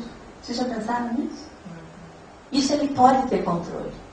O como ele oferece, o quanto ele sabe daquele produto, o quanto ele explica para esse cliente as capacidades do produto, compara com outros, etc. Agora, a decisão de compra não é dele. Por mais que ele faça, às vezes você entra na loja decidindo a não comprar, você não pode comprar, você não vai comprar, você só está passeando no shopping. E aquele pobre coitado, a meta dele não é por quantos clientes ele atende. A meta dele é por quanto ele vendeu. Isso não é o trabalho real dele. O trabalho real é como ele oferece, o que ele oferece, para quantas pessoas se oferece. Isso é uma meta real. Mas não. Noção de competência e incompetência se dá com um critério completamente ilusório, que ele não tem condição de controle. Né? Mas ele acredita que ele é competente ou incompetente a partir daquilo. E aí tem estratégias mil que vocês veem as pessoas utilizando. Esses dias eu fui numa loja, uma livraria, e o vendedor falou, essa semana eu recebi um e-mail de um fornecedor perto do Natal, desesperado, que tinha o gatinho do Shrek, com aquela carinha, pedindo, por favor, ajuda um vendedor. E eu achei super bonitinho, ele falou. Né? Quer dizer, eu achei criativo o jeito dele pedir ajuda. Olha só, olha a dignidade do trabalho. Por favor, ajude um vendedor. É assim que se consegue atingir meta. Ou outro bancário que faz churrasco no aniversário da filha, chama todo mundo que conhece para vender seguro de carro, porque ele tem meta de seguro de carro. Então, os próprios vínculos afetivos familiares são usados para cumprimento. E assim vai. Então, algumas estratégias. Fora outros que têm alguns relatos muito mais chocantes de falar, eu me sinto mendigo, pedindo, por favor, pedindo uma esmola para um cliente, dizendo, me ajuda, eu preciso cumprir essa meta. Então, nós temos essa realidade hoje do assédio, trazendo, que tem origem na organização do trabalho. E aí há uma discussão conceitual que eu não vou ter tempo de fazer aqui, que é do assédio organizacional. O assédio que não é simplesmente interpessoal, que esse interpessoal existe, de armadilhas premeditadas, de destruição do outro, mas o assédio organizacional, centrado nas práticas de gestão, onde a violência está inserida na prática de gestão, e que o ranking é um belo exemplo de como muito facilmente se pode ter assédio moral. Nem todo nem todo uso de ranking é necessariamente assédio, mas ele é muito próximo de caracterizar assédio, porque é um uso repetitivo, porque ele é de longo prazo, porque traz constrangimento pela própria exposição. Nós, professores, fazendo isso com os alunos por uma regra, que eu tenho que pôr em edital os resultados dos meus alunos. Eu tenho. Então, a gente já está desde a faculdade acostumando eles a aceitar isso, né? É uma naturalização da violência, de uma exposição constrangedora. É um dos conceitos de assédio, exposição constrangedora, repetitiva, continuada. Né? Mas nós também participamos, infelizmente, desse tipo de violência e precisamos colocar isso em discussão, enquanto isso realmente é necessário, principalmente com esses sistemas agora informatizados, que o próprio aluno entra na área dele e vê a nota dele. Por que tem que pôr em edital? Né? Então, são alguns questionamentos. O ranking mesmo, as metas, né? É muito comum que a meta seja individual. Pequenas alterações, como por que não se trabalhar com metas em dupla, num grupo? Você cria vínculo pelo menos de 2. Sabe? Porque, claro, o ideal é a gente discutir, deve-se ter meta ou não deve, que tipo que deve ser meta. Ok, mas nós estamos falando que nós estamos no sistema produtivo capitalista, ele está mapeado há muito tempo para se constituir nessa fase do jeito que está, e nós não vamos mudar ele do dia para a noite. Né? Nós também precisamos de muito tempo para fazer a transformação desse sistema. Mas será que não há ações viáveis? E é sobre isso que eu gostaria de falar, eu já encerro, para terminar. Sobre as ações viáveis. O que podemos fazer? Porque, se a gente for olhar até pela psicodinâmica, o que temos feito com o assédio moral? E com a violência? O assédio moral é só uma situação que representa várias outras violências que a gente tem vivido na sociedade. Mas o que a gente tem feito com o assédio, né? O Deju vai falar de algumas estratégias defensivas que a gente tem utilizado. Diante dessa sociedade, dessas pressões que todos vivemos, que não é exclusividade de uma categoria profissional ou de outra, temos respondido com aceleração. Então, eu faço cada vez mais rápido, com menos qualidade, óbvio, nem tudo dá para fazer com a mesma qualidade, para tentar ser competente, entrar nesse conceito de competência.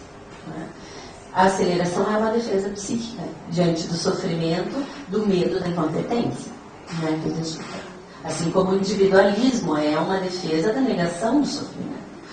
E aí nós temos outras defesas, como a normopatia, a doença de achar que está tudo normal.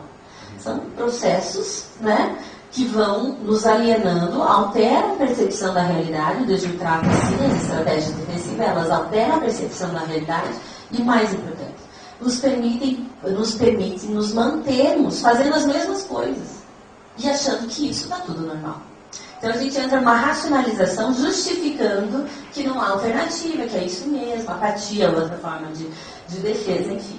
Só que o que eu queria falar para terminar é que nós temos outras coisas a fazer, além de achar que isso é normal, além de racionalizar, além de ficar apático e falar, bom, mas então não há nada a ser feito.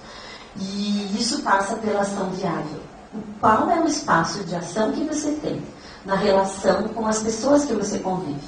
Para quem você é alguém, e para quem você é visível. Porque às vezes você pode ser invisível para o teu chefe ou para o diretor da tua empresa. Você pode ser invisível para o professor que tem 100 alunos.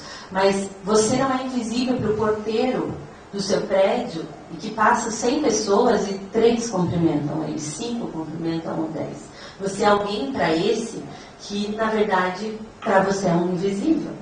Quantas pessoas são invisíveis na sua vida e que a gente pode começar a transformar essas relações, esse vínculo social, a partir do seu núcleo de convívio social. Né? Para quem você é visível e que você trata como invisível. E esse ser tem a sua identidade também formada a partir desses invisíveis que não o percebem. Né? E aí a gente começa a ampliar essa rede para os seus vínculos afetivos, amorosos, familiares, como se escolhe como é que se vai se dar essas relações. Porque as relações não necessariamente têm que ir para a precarização, para a superficialidade degradante, para descartabilidade. Você pode sim estabelecer vínculos de confiança de longo prazo, de compromisso mútuo, mas estamos dispostos a pagar o preço? Porque, pelo jeito, nós estamos muito dispostos a pagar o preço do reino do dinheiro. muito dispostos a trabalhar e ficar comprando, consumindo coisas que não precisamos. Nós estamos muito dispostos a ir atrás do sucesso, mas nós estamos dispostos a pagar o preço pelas nossas relações, pelos nossos filhos, pelos nossos alunos, pelos aqueles que são alguém na nossa vida e para quem nós somos alguém, nós somos visíveis. Então, isso é algo que, embora individual, ele faz uma transformação, primeiro no seu núcleo. Porque o Henrique também tem, nesse mesmo texto que eu citei antes, uma frase que ele diz que o sujeito sozinho, que as ações individuais em nada podem fazer, não podem trazer uma transformação social e de um vínculo social. Mas sem a ação individual, nada acontece. Porque precisamos de uma multidão de sujeitos determinados a transformar, para que a transformação social, o vínculo social aconteça de uma outra forma. Então, há algo viável para você fazer enquanto ser que se relaciona socialmente. Nos seus vínculos afetivos amorosos, inicialmente, no seu convívio social e também na dimensão do trabalho. O psicólogo no seu trabalho, o que ele pode fazer para transcender essa relação, esse problema do assédio, para enfrentar isso? Uma das coisas que é muito importante, o pessoal do RH que trabalha em empresa, mesmo em sindicato, gerenciamento de informação. Começa a mapear esses dados, esses casos, ver em que setor está acontecendo, quem são as pessoas envolvidas. Muda o gestor, muda o problema ou não muda o problema? A gente não usa as informações que tem, use o que você tem. Dê tempo ao outro, ouça o outro e não desconsidere achando que isso é discurso de quem não quer trabalhar, porque muitas vezes é assim, que inclusive o psicólogo começa a perceber. Lá vem a vítima de assédio moral, né? E desconsidera o sofrimento do outro. Se há relato de assédio moral, é sempre importante. Porque ou de fato tem problema, ou tem uma insatisfação que está sendo nominada como assédio, ou há um falso relato de assédio. E aí tem que ver por que esse falso relato está acontecendo. Já teve casos que eu soube de pessoas que eram os agressores, embora eu não goste de usar esse termo, e que, na verdade, foram fazer uma denúncia de que eles estavam sendo assediados, exatamente para prejudicar aquela pessoa. Então, para a destruição não há limite, né? Mas também não há limite para a construção. Tem uma frase de Carlos de Andrade que fala: quanto mais vivo, mais percebo que o desperdício da vida está no amor que não damos, na força que não usamos e na prudência egoísta que nada arrisca, e que, esquivando-se do sofrimento, perdemos também a felicidade. O sofrimento que o assédio moral traz é, na verdade, um grande caminho para a gente rever as nossas relações e escolhermos como a gente quer dar sequência a elas nessa vida. E mais do que para essa vida, mais do que mundo vamos deixar, que pessoas vamos deixar nesse mundo, que alunos vamos deixar, que profissionais trainees vamos deixar, que filhos vamos deixar para esse mundo. Pessoas autônomas que vão escolher, poder olhar para isso tudo, ter consciência e definir o seu futuro, ou que simplesmente vão reproduzir todos esses valores que nos dizem que nos levam à felicidade. Obrigada pela atenção. Para quem tiver interesse, tem material no site assedioorganizacional.com.br. Obrigada. Obrigado, professora Andréia. Mais uma aula, né? Tivemos 2 aulas brilhantes hoje. Vamos abrir para as perguntas, considerações. Eu me chamo André, sou psicólogo, sou conselheiro da atual gestão do Conselho de Psicologia. Quero agradecer em nome da gestão a presença de vocês, brilhantes. Estou impressionado aqui ainda com esse universo todo que vocês apresentaram, que o assédio não é só a ponta do iceberg, né, professor? E eu trabalho com saúde mental, trabalho no CAPS e convivo diariamente com pessoas em sofrimento e pessoas afastadas do trabalho. Eu vou me limitar a falar disso para não fazer as conjecturas aqui sobre as relações, uma vez que a gente está entendendo, né, falando de um sistema todo que funciona e que destrói a subjetividade. Trabalho com pessoas que estão muito fragilizadas, que estão afastadas do seu trabalho, que estão impossibilitadas de trabalhar, e eu queria perguntar para vocês sobre uma peça dessa engrenagem, desse sistema todo, que é a nossa política de seguridade social, em especial esta função da perícia, citou o perito, né? É uma situação muito marcada, assim, evidentemente, pelo sentimento de humilhação, esse da busca pela avaliação, pelo crivo do perito, se posso ou não posso voltar ao trabalho, e eu acompanho isso do ponto de vista da pessoa que está em sofrimento e que está fazendo um tratamento, independente do que gerou esse sofrimento, mas está em um tratamento e precisa regularmente passar por crivo de um outro profissional, também da área da saúde, que diz que sua especialidade é dizer que está apto ou inapto a voltar ao trabalho. Né?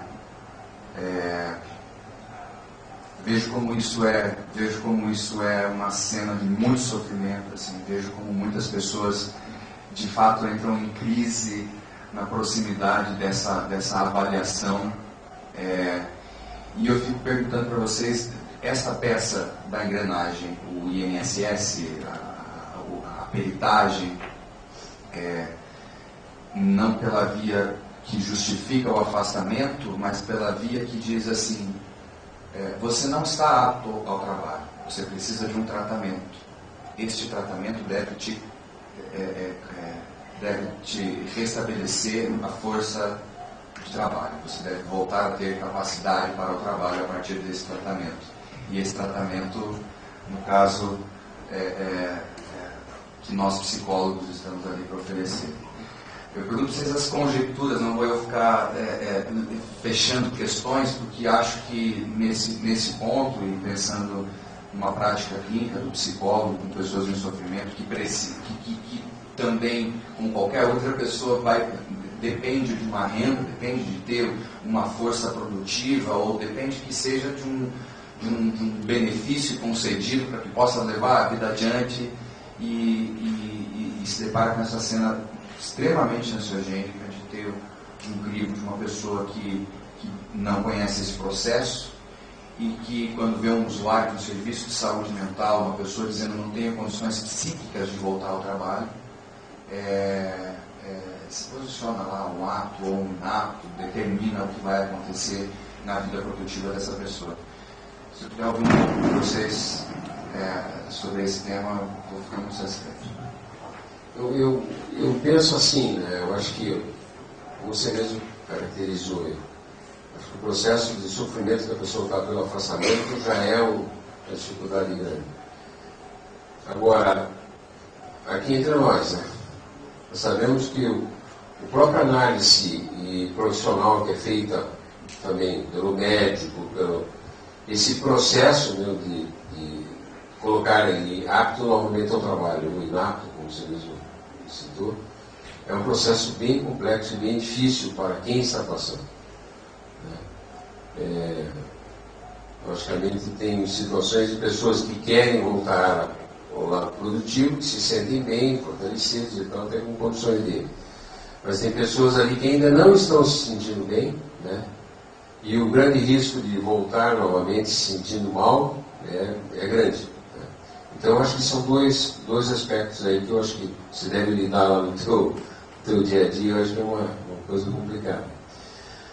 Mas assim, falando pelo lado subjetivo, pelo lado de quem está sofrendo o processo, quem está passando por essa dificuldade, pegando até experiências do que a gente possa ter tido aí. Algumas pessoas que, com certeza, a gente atendeu em consultório, que estavam em processo também de recolocação, readaptação de funções, com uma dificuldade bastante grande de encontrar qual é o seu novo objetivo, refazer, ou até questões que as pessoas estavam totalmente destruídas, como um assédio moral, como a gente comentou, né? Uma síndrome de burnout e por sofrimento, de pressão, de local, que é outra questão. Então eu vejo assim, eu acho que nós psicólogos nessa hora temos aí o grande ponto aí grande ponta do iceberg, como definiu a senhora Elisa, de tentar encontrar aquilo que dá para se fazer para tentar remontar essa pessoa novamente, né? Acho que é uma dificuldade bastante grande. Né? Imagino vocês lá no trabalho, na atividade de vocês, não é fácil conviver com esse lado. Né? E tentar reconstruir uma coisa praticamente de uma incerteza que essa pessoa tem de voltar ao âmbito produtivo, né? Ou não, né? Então, bem complicado. André, é bem curiosa essa pergunta, porque eu tenho, de um tempo que eu acho que esses últimos 6 meses, um ano, eu tenho me aproximado um pouco mais da realidade do INSS, mas de quem trabalha no INSS. Porque esse lado do usuário, faz muito tempo que eu ouço falar, e é exatamente o fato que você traz. A pessoa, e eu acho que você deve ver bem isso na clínica, que o paciente está num processo de evolução interessante, ele já está conseguindo restabelecer uma vida social, e aí tem a perícia. E aí ele retoma todos os sintomas.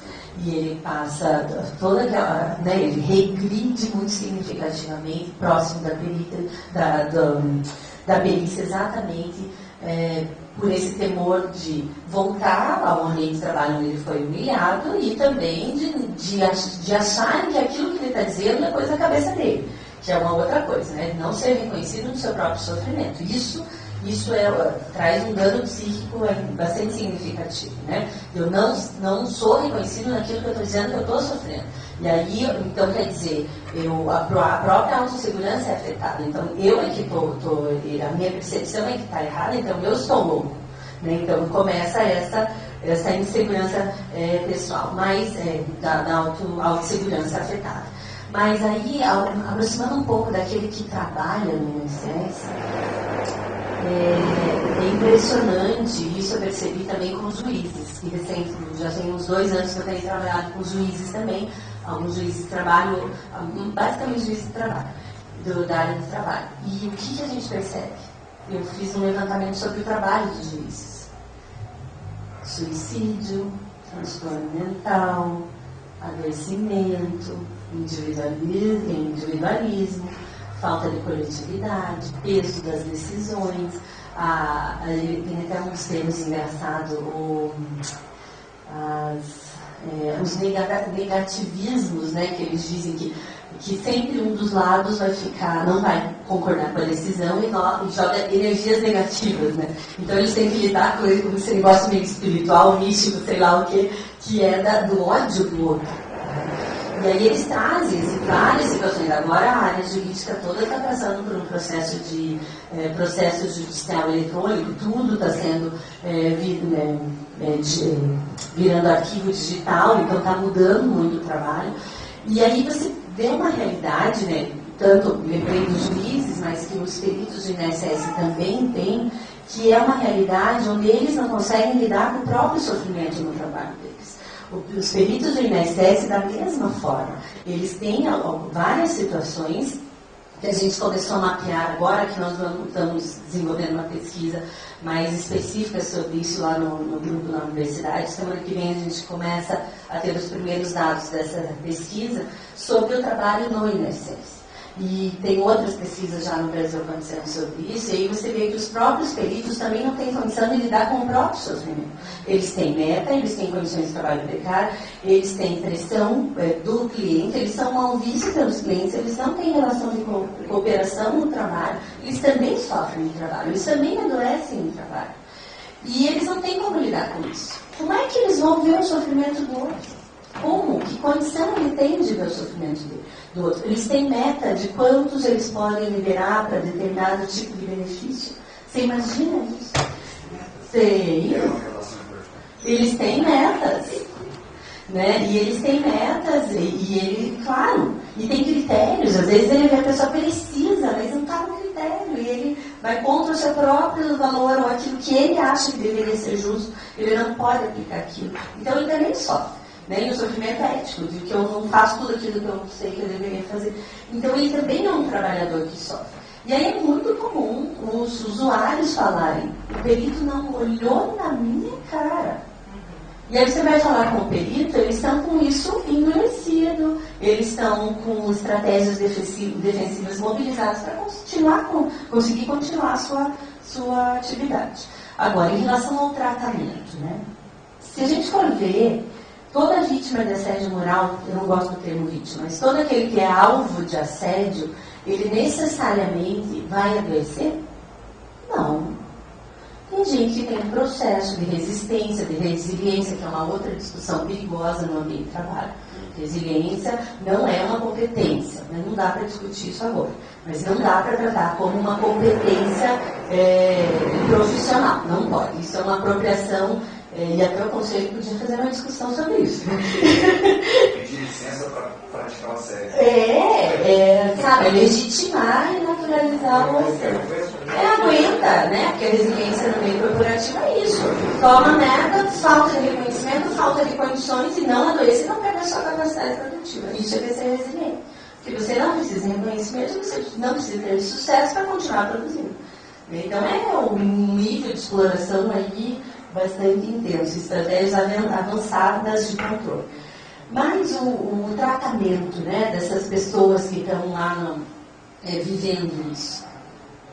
Se a gente for avaliar, muitas pessoas que sofreram assédio têm esse processo de destruição psíquica significativo, que se afastam mesmo por problemas psíquicos que vão ser atendidos nas clínicas, nos CAPs, enfim. Se você olhar no histórico dela, tem muita chance de que a estrutura psíquica dela, a identidade, estava centrada no trabalho.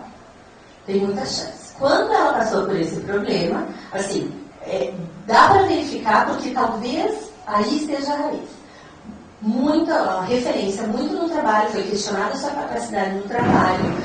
Cadê o apoio familiar e social? Frágil, porque muita dedicação ao trabalho, e aí, é claro, mais vulnerável para adoecer. Qual é o retorno disso? Reconstrução dos laços da dimensão do amor. Para fortalecê-la, encarar de novo essa condição de trabalho e ressignificar a identidade dela. Eu não tenho trabalhado clinicamente com isso, mas se a gente entende que isso tem raiz se a gente aceita essa reflexão e essa compreensão de que a raiz do assédio, do adoecimento está nessa segmentação com o outro, tanto no trabalho quanto na vida, se não dá para ressignificar com o outro no trabalho, talvez é para ressignificar na vida.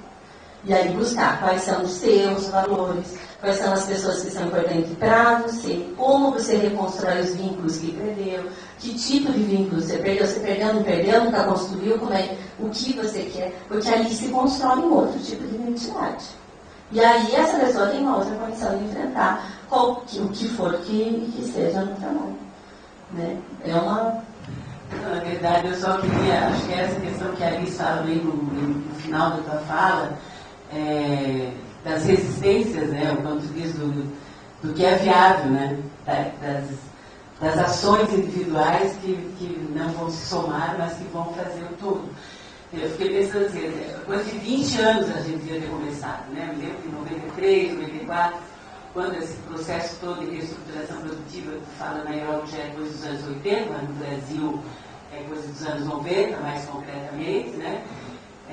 Eu lembro que eu trabalhava no IPADES e foi um momento de muita efervescência, tinha muito seminário, tinha muita gente de fora para discutir, e o pessoal dos movimentos sociais pasmados, por onde vamos, né? O que a gente... toda a discussão da qualidade total, né? Isso, né? E que, assim, ou seja, a bola estava cantada 20 anos atrás, né? E assim, acho que do ponto de vista, uma coisa que sempre me incomodou, assim, né? Porque a psicologia não percebeu que as pessoas estavam se transformando em algo que não era, né? Enfim, mas assim, acho que essa talvez seja a questão fundamental, né, Liz, assim. Do que a gente pode fazer se o capitalismo vai ser derrubado agora, né? Se ainda tiver terra rodando no universo, né? Quando isso puder ser transformado, o que é possível? Acho que assim, enquanto eu não sou psicóloga, eu sou socióloga, mas enfim, no campo da psicologia, né? Eu também tive algo que faria, então é muito sofrimento no trabalho. Mas assim, acho que a gente discutir isso enquanto conselho, enquanto sindicato, o que os psicólogos podem fazer nos seus espaços concretos, né? A respeito disso, de ajudar as pessoas a não trazerem para si a culpa que não é delas, né, da própria desgraça, eu acho que é um avanço, é uma ajuda importantíssima, assim, né? Meu nome é Marcelo, sou psicólogo. Em primeiro lugar, assim, queria voltar a parabenizar, né, o Rafael pela possibilidade de se expor, assim, porque fica algo tão vivo, né, e tua coragem, e faz muito a gente relembrar certas situações que a gente não identificou como sendo de sofrimento no trabalho, de moral, mas que também a gente já viveu, né? E a tua fala, assim, Liz, assim, realmente amplia muito, né? Me fez pensar como o capitalismo em nós é a gente que faz, que produz, que reproduz, percebendo muito pouco que a gente faz, né? O que me faz pensar é o seguinte, quer dizer, eu acho assim, eu lembro que quando eu vi o conceito de assédio moral pela francesa nascendo, eu festejei, sabe, comigo mesmo. Que bom que alguém viu e nomeou, né? Porque eu acho que esse é um passo, quando a gente assim, nomeia, identifica algo e põe a público. Que daí as pessoas começam a poder olhar a realidade de um outro jeito, perceber coisas que estavam ali, né? Depois esse conceito ele vai se ampliando, né? Ele vai se enriquecendo e se complexificando. Que a impressão que dá é que a gente está criando uma nova consciência. Quer dizer, qual é o nosso vínculo com o trabalho, né? O que a gente está fazendo, né? Criando. E isso é uma coisa que está, eu acho que ainda nascendo. A gente acha que tem muita pouca consciência política, né? Do que é esse mundo que nós criamos e reproduzimos, né? Mas eu queria convidar você, porque eu entendi que você ia falar sobre o que seria o assédio organizacional, mas não encontrou tempo para isso. E eu queria saber se aquilo que o Rafael falou que o Estado fez é o assédio organizacional, quer dizer, quando a própria instituição tem uma política, né, que não é pública e não pode ser pública, mas que é para realmente, de alguma forma, né, descartar, seja lá, né, quem for identificado com nós não queremos. Mas se isso seria também parte do assédio organizacional, queria que você falasse um pouco sobre isso. Eu queria convidar o Tiago para falar sobre o que ele está pensando a partir do lugar dele, né, de alguém que está ali no sindicato, o que você percebe que isso tem a ver com o sindicato, né? Eu também sou professor, né, além de estar no sindicato, então eu gostaria de primeiro começar falando um pouco sobre algumas experiências enquanto professor, para daí entrar mais na questão sindical, se é que dá para separar uma coisa da outra, né? Professor e sindicato e tal, impossível, mas enfim. As minhas avaliações, né, enquanto docente, elas, exceto algumas resenhas individuais, eu sempre faço elas coletivamente, né? Eu não faço prova individual, né? Até mesmo a minha prova ela é dupla, né? E o resto é tudo tá aqui, uma aluna não me deixa mentir. Então eu sempre faço elas coletivamente, assim. E eu já recebi muitas reclamações dos estudantes, muitas reclamações dos próprios estudantes, porque eles não acham justo tirar uma nota inferior porque um colega não contribuiu adequadamente. Então é exatamente a falta de coletividade, né? A ideia de que eu não estou preocupado em fazer o nosso melhor, né? Aquilo que é possível fazermos juntos, mas e sim superar os outros, né? Então, se a minha dupla tirou nota baixa, referente a uma outra dupla, eu vou procurar no meu colega, um culpado por esse fato, né? Eu já recebi até casos bem sérios, assim, de reclamações, onde havia uma aluna que era deficiente visual e aí uma colega fez a prova com ela, né? E ela chegou ao ponto de dizer que era por conta da deficiência que eles tinham tirado aquela nota, né? Coisas assim desse tipo, né? Enfim, é uma demonstração, na realidade, que corrobora, né, com aquilo que a Alice trouxe do individualismo, da meritocracia, da competição, né? A superação do outro, né? E até mesmo em sala de aula, antes de chegar ao mundo do trabalho, essa visão já impera. Enquanto sindicato, e aí eu acho que eu vou fazer minha pergunta logo depois da fala, né? A gente tem visto muito, assim, os grandes casos que a gente recebe de denúncias e de problemas relacionados ao trabalho do sindicato estão relacionados diretamente à questão do vínculo empregatício, né?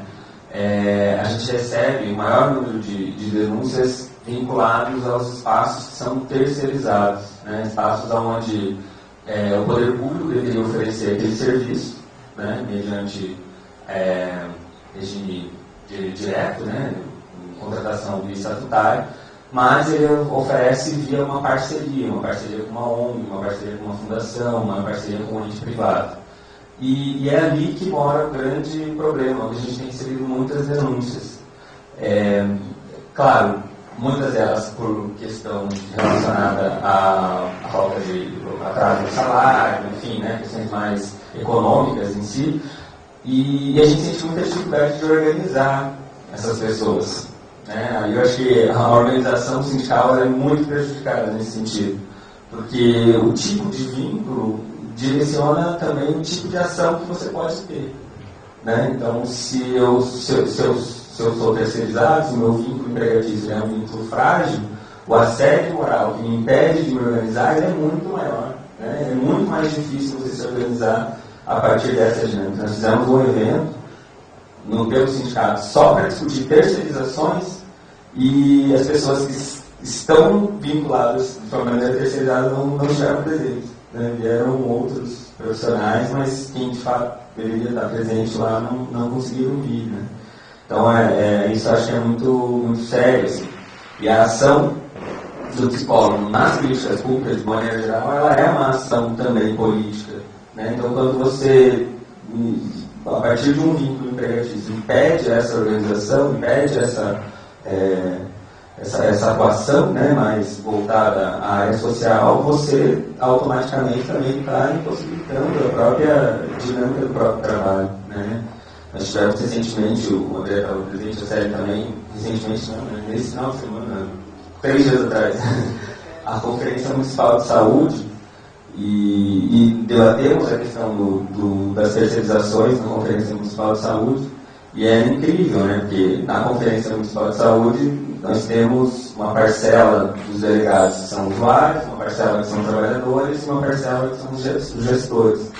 Aí o secretário de saúde, você estava na mesa, sim, né? Você estava aqui olhando para todo o plenário. A cor do crachá dos delegados, eles são diferentes. Então, os usuários tinham um crachá verde, o amarelo representava os gestores e o azul os trabalhadores. Na hora da votação, ele ficava olhando para ver se todos os amarelinhos levantavam junto com ele, né? E era incrível que, às vezes, alguém do sindicato fazia uma fala, ninguém levantava, os gestores não levantavam com ele. O secretário fazia a mesma fala, os gestores levantavam, né? Então, é uma demonstração explícita, né? Até teve um momento em que ele falou claramente, ele falou assim, olha, eu estou indo junto com vocês do SISMUC, do sindicato e tal, né? Do outro sindicato. Aí todo mundo votou junto. Então isso é uma demonstração, né, do medo que as pessoas têm de se posicionar contra o seu gestor, né? E o vínculo de trabalho, ele impede as pessoas a questionarem, a criticarem, a refletirem sobre a sua prática profissional, inclusive até se organizar de uma maneira geral, né? Então a gente vê muito isso lá no sindicato, tem tentado atuar, né, de uma forma mais incisiva nessa pauta, nesse ponto, né, e está intimamente ligado com o tema do assédio moral. Quando privatizado, então o Copom ele veio com uma determinação, enxuga e manda embora. Não tinha outra. Nós, como massa de manobra na época, ficamos tudo iludidos, né, achando que a gente teria uma alternativa, uma possibilidade. Mas não, isso aí já estava marcado, mesmo determinado que seria desse jeito e até as pessoas que seriam colocadas dessa forma. Em razão de várias análises que eles fizeram para redução mesmo de despesa. Então não tinha nenhuma conversa ali possível para se tentar negociar qualquer outra forma. Então, a gente realmente foi vítima de um assédio organizacional. Mas é como eu disse para você, nessa época ainda, em 2000, 2001, eu, falando honestamente, eu não tinha nenhum conhecimento de assédio moral. Nem se comentava ainda no Brasil muito sobre assédio moral. Né? Então, eu saí de uma situação, que eu vivi uma situação que só 3 anos depois é que eu me descobri, era isso. Né? Depois de lendo, desse processo de pesquisa que a gente fez, aí que eu fui descobrir o que era. Sobre o assédio organizacional, né, que você pergunta, é importante a gente ter clareza que esse é um conceito mais recente dentro dos estudos do assédio. Né, a Mari France, ela não foi a primeira a discutir isso, mas ela que influenciou a discussão aqui no Brasil, que vem da década dos anos 2000, né, a partir dos anos 2000, com esse nome. E aí o que acontece? Em 2003, na Europa, eles percebem que os próprios trabalhadores passam a usar o termo assédio por uma outra coisa diferente do que era o conceito de assédio. Dessa utilização pessoalizada, sempre com a mesma pessoa, com nome e sobrenome, com características de perseguição e com uma destruição mais claramente identificada. Que no começo ele é sutil, mas ele, né, depois ele fica bem personalizado. Isso é o assédio, o conceito original do assédio, que hoje a gente chama de assédio interpessoal. Aí os autores na Europa perceberam que os trabalhadores no cotidiano de trabalho começaram a aplicar esse termo assédio para situações de hostilização relacionadas às práticas de gestão. Não é individual, não é direcionada à mesma pessoa sempre, ela pode estar direcionada ao coletivo de maneira indiscriminada, como, por exemplo, todo aquele que não cumpre a meta é humilhado. Então, relato real. Reuniões de acompanhamento de produtividade, na qual o gestor chega e projeta o nome dos 20 integrantes da equipe com a produtividade na tela. Né? Do primeiro para o último, colocado em produtividade. Por si só já é uma exposição constrangedora. Ninguém sabe a sua produtividade antes de chegar na reunião. Todos são obrigados a estar presentes. Aí o que acontece com aquele que não cumpriu a meta ou com o último colocado? Ele é chamado. Fulaninho vem aqui na frente, pega o microfone e explica como você conseguiu ser o pior da nossa equipe. Relato de realidade. Isso não é invenção. Como você conseguiu ser o pior da nossa equipe? A pessoa tem que ir lá explicar. E eles fazem a mesma coisa com o que foi o melhor na equipe. Explique como você conseguiu ser o melhor. E aí até aqueles que estão bem colocados, eles ficam constrangidos, que eles falam, eu sei que eu sou chamada à frente não para reconhecer o meu esforço, mas para humilhar o outro. E quem diz que eu não vou ficar em último lugar no próximo mês? Na próxima semana, na próxima reunião? O que começa a acontecer com esse grupo de trabalhadores antes da reunião? Eles começam a ter esses sintomas psicossomáticos, com certeza. Tem pessoas que passam mal, que vomitam, tem outros que não dormem. E assim, claro, porque ele não sabe se ele vai ser humilhado ou não. Né? Então, esse tipo, fora assim, isso começou a diminuir por conta da visibilidade, mas ainda tem premiações negativas. Então, se foi o pior, muito bem, toma aqui, você ganhou um mico, um macaquinho. E você vai mantendo na sua mesa de trabalho por toda essa semana até a próxima reunião, onde você vai passar um mico para o próximo que for o pior em produtividade. E aí chega o cliente e pergunta, o que esse macaquinho está fazendo aqui? Fora que todos os seus colegas sabem que você foi o pior.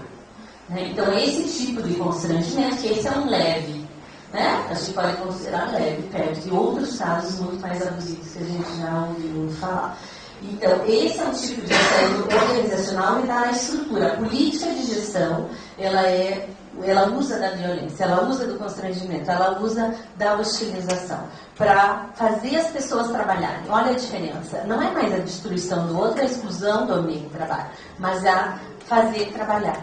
É a produtividade. E aí o assédio moral é usado como uma estratégia de gestão. No site assedioorganizacional.com.br, vocês vão achar lá um livro que eu organizei junto com a procuradora do Ministério Público, Tereza Gosdal, e que está disponível na íntegra. E que trata bem desse conceito. É um livro de 2009 e que está lá na íntegra e que tem especificamente todas as características do assédio organizacional, o que a gente considera, Mas tem que lembrar, aqui no Brasil, né, tem a Adriane Reis também, que é uma procuradora de Brasília, do Ministério Público, que também escreve nesse livro sobre... Agora, o que aconteceu, né, com o Rafael? Foi um assédio organizacional? Foi o que na literatura se mapeia como um assédio estratégico. Né? Na época já se só logo no início, que é o seguinte, alguém é contratado para fazer um trabalho sujo, para cortar as cabeças, né? E isso aí é mapeado como um assédio estratégico, né? E talvez hoje a gente pudesse localizar, né, como assédio organizacional. Sem dúvida, é um abuso, é um desrespeito ao ser humano, mostra a inversão dos valores, né, que tem na sociedade. O que eu assim, sempre falo? Na dúvida se é assédio ou não, usa o termo violência, porque violência é. E aí a gente não tem, né, não deu para alocar, porque o assédio é uma situação muito específica.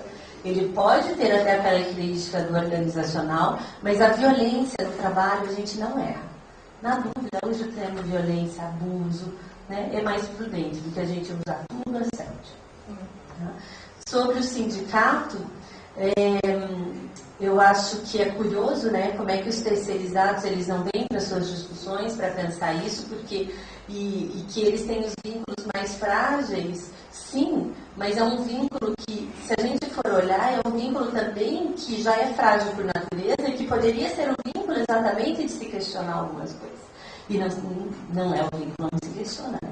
E aquele que está contratado também não se questiona. Quer dizer, quem é que questiona, então? O sindicato? Né? Sobrou para o sindicato questionar. Mas eu acho que é um debate que a gente tem que fazer, e eu abro também as possibilidades na Universidade Federal, onde eu sou professora, para todo semestre eu faço um ciclo de debates ou palestras aberto à comunidade. E que a gente pode pensar em trazer algum, que é um espaço que às vezes o psicólogo não vai lá no sindicato, mas talvez na universidade ele vai.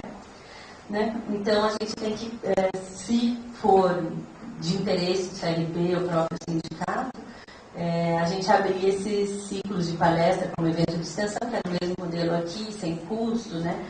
E a gente pode usar a estrutura lá, divulgar por lá e fazer os eventos de uma maneira a favorecer que os próprios alunos, né, venham a dançar na forma dos seus vínculos, porque é uma grande oportunidade. Nós temos lá quantos psicólogos potenciais que em 2 anos, 1 ano, estão no mercado, então vão se submeter a isso. Eles saem sem saber o que é ser terceirizado.